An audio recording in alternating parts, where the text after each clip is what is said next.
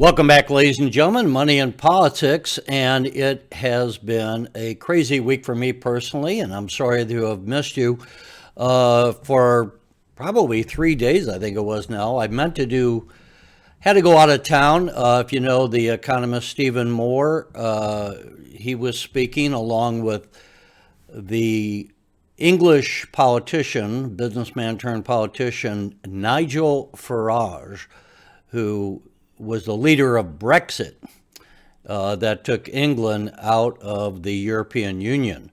And so they were both speaking in Northern Illinois, and for my political coverage, I went up and covered them. And then yesterday, my son from Chicago came down to visit, and that kind of wiped out yesterday afternoon. I was going to do a video and then get to it. But anyway, I hope you did miss me. It's nice to be missed.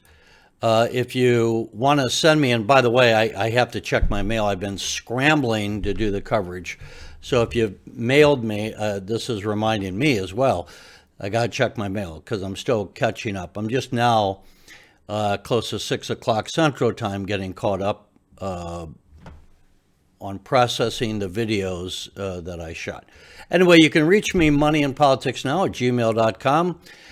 And let's take a look at what's been happening. Well, it's been an ugly week for trading. We have the 5-day chart here, and we started off at about 130 or so, $1.30 in the very beginning of the week, and then we went down on Thursday to all the way down to 85 cents.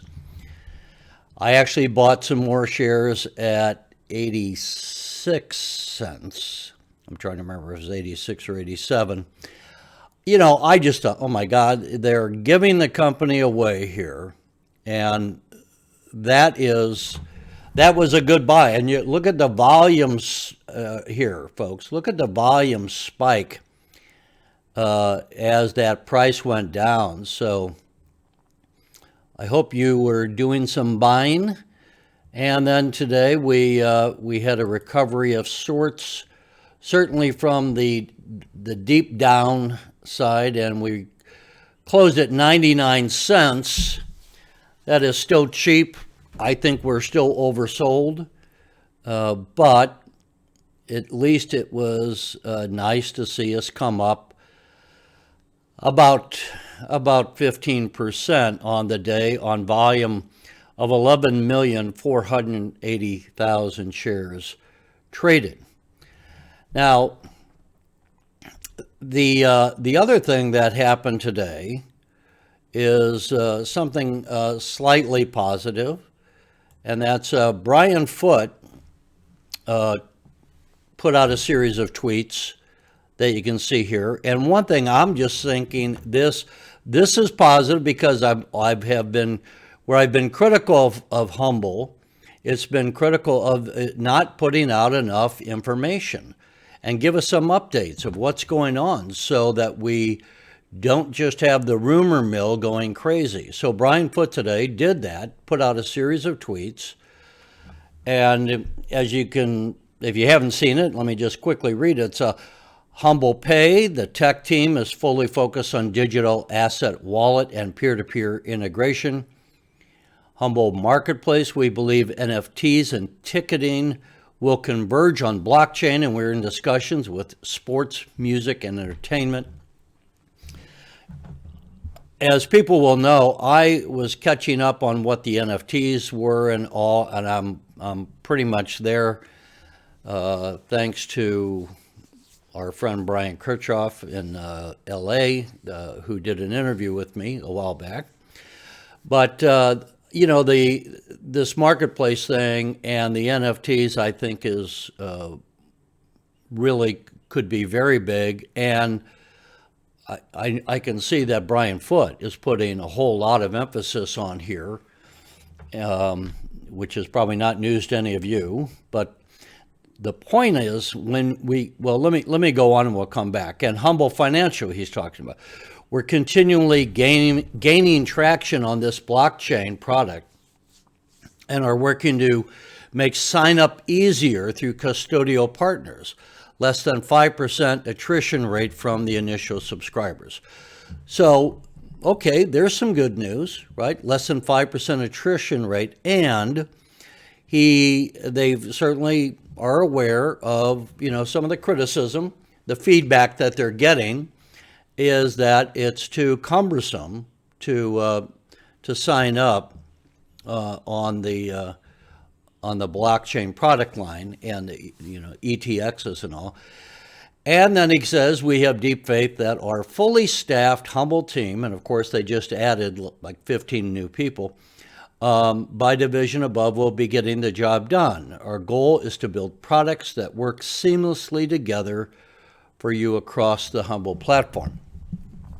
So, not a whole lot of substantive news, but it's nice to get some feedback from Brian Foote, the CEO, and I applaud him for that. And that's the kind of thing that helps when you get these weeks where the stock just kind of is falling off the table, when you get the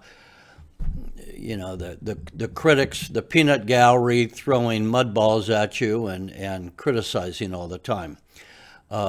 That's also good news. Now, let's take a look. I want to show you briefly something here that I'm laughing at myself for having that merge go so slow. The Humbl here. Let me show you. Let's bring this up full screen. And got a slow internet going tonight, folks. So here we are. Let's bring this up for about a month. And there's the chart on Humbl. And we can see, well, that's not been very good, right? I mean, back here 1 month ago, we were right around $3.60, somewhere between $3.40 and $3.60. And today we're at 99 cents. So it's been pretty bad. Now, it doesn't mean we're going to get stuck down here. It just means we're here for the moment. Let me bring up, because I've talked about DIG before. DIG is the 3-time ETF on oil and gas. And I want to make a point here about why you want to have some diversity. So we get this here, folks, and you look at the red line is DIG over the last month versus the blue line of Humbl. Humbl down 68% over the last month, while DIG is up almost 24% over the last month. And the thing here is, folks, this is where you might say, well, what are you doing? Rubbing it in that DIG is up while Humbl is down? No, that's not quite my point. My point is you want to have a portfolio that's growing, and you're going to have seasonality. Whether it's, I don't mean by the seasons of the year, but you're going to have certain stocks that stumble along the way and others that don't. And everything is going to stumble at a certain point. When you have a stock like Humbl fall as it has, and it fell for a variety of reasons, but without going into that right now, my point is you're going to be feeling really down, as I know you have been. To have something else in your portfolio that's going up is going to give you that emotional balance that's so critical to being an investor. You don't want to just feel suicidal by having your money just going down the drain or feeling like it's going down the drain. And if all your money was just in Humbl over the last week, you could feel that way. So, or over the last month, I should say. So here you go, and you get something else, as I said here with DIG, and you go up, and you can balance that not only monetarily, but balance yourself emotionally. Again, that's really critical. Now, let me just say a couple of things because I don't mean to go real long here, but because I've missed you, being able to talk to you for the last couple of days. Folks, don't forget that when we're on the OTC, you're going to get a lot of it's almost all retail investors. And the retail investors are more susceptible to these emotional waves of greed and fear. And lately we've had the fear. Back in February, when we hit that all-time high on February 8th, it was greed. And we were being greedy back then. And that price was not justified by where we were at that point in time for the company. And we got ahead of ourselves. Now, this week, you go down to 85 cents. We're in a real oversold position. And that's why I bought more yesterday. I bought more forwardly at like 13 cents. And forwardly is up today. So we're going to be looking, I think, as we just saw today with Brian's tweets, we're going to be getting more information for almost the entirety of this period of time in the company, going back to December. And so now we're approaching 6 months, at least as far as my involvement with Humbl. It has been all about the promise, all about what will someday become. Now, if you look at Humbl over the last month, I mean, we had an announcement of new hires. We had the binding term sheet to acquire Monster Creative. We had the blockchain last month, launch of the ETXs in the United States.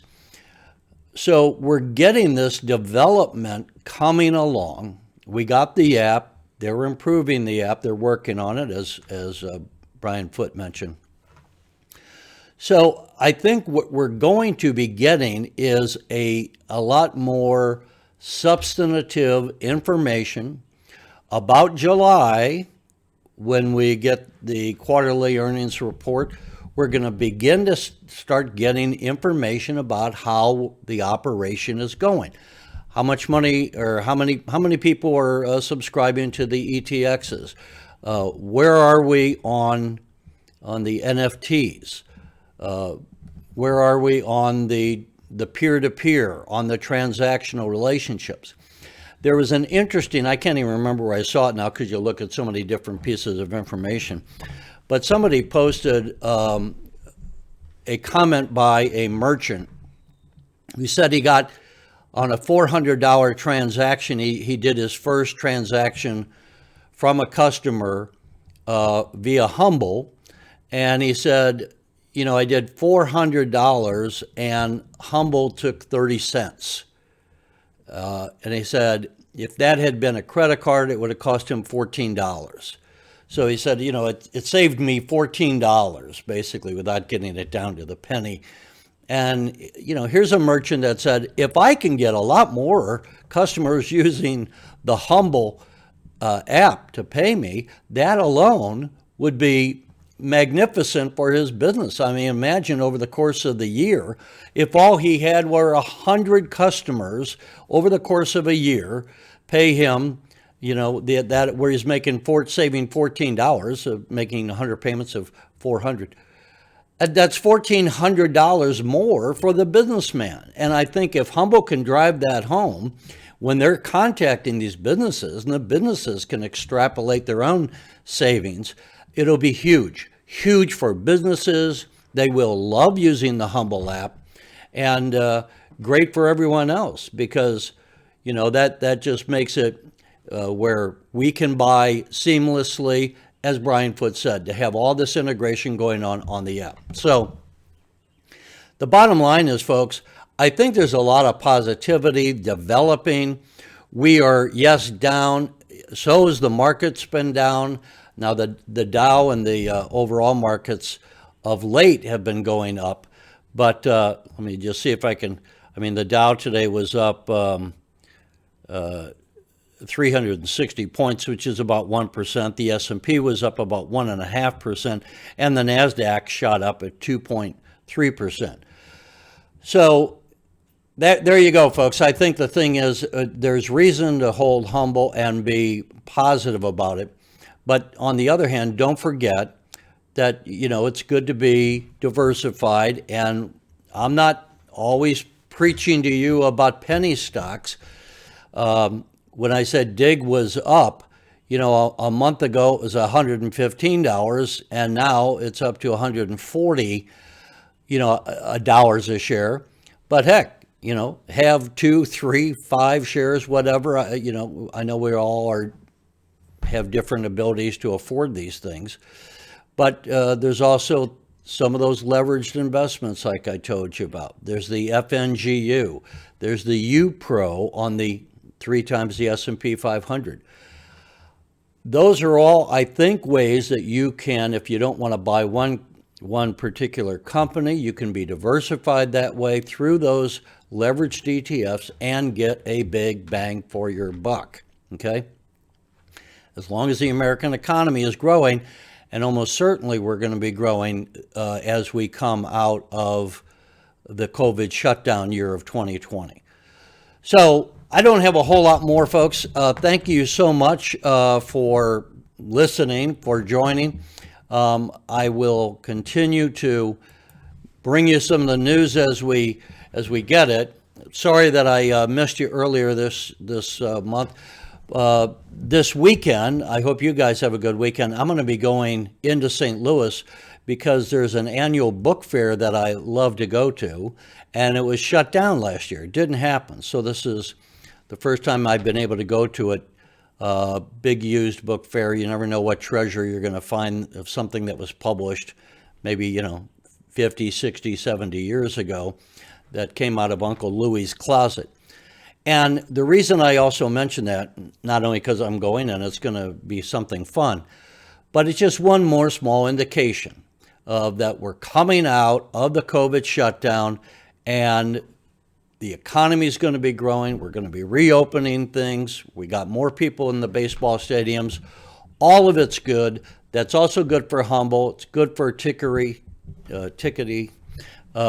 and we're going to be making more money in Humbl on those ticket sales as well. So, no, I'm rambling a little bit right here. I'm a little out of a habit, I think, in delivering the news. But hey, thanks, folks. Hope you had a good week. Don't get discouraged. Keep the faith, and we will see you. Okay? Take care. I'll talk to you on Monday.